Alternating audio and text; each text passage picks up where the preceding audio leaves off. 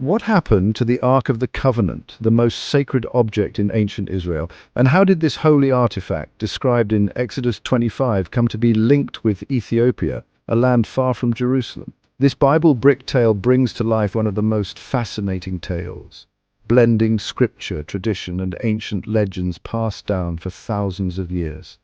Long ago, in the city of Jerusalem, the Ark of the Covenant rested inside the Holy of Holies in Solomon's temple, a place so sacred that only the high priest could enter, and only once a year on Yom Kippur, the Day of Atonement.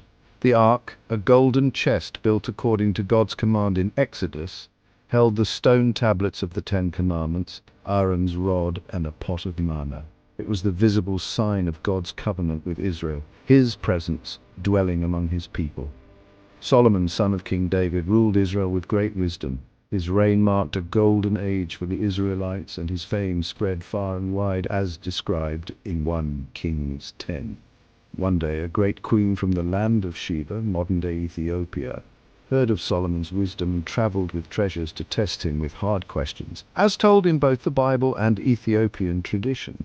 Queen Makeda was amazed by Solomon's answers and the glory of his kingdom.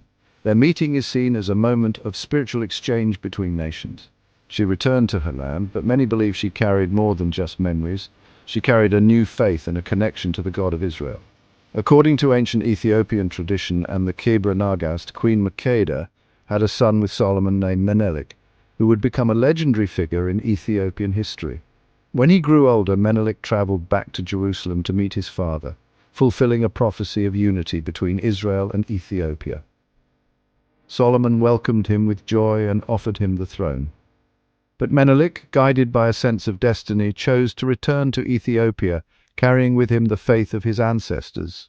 Before leaving, the high priests, believing the ark should remain with Solomon's bloodline, secretly entrusted Menelik with the Ark of the Covenant.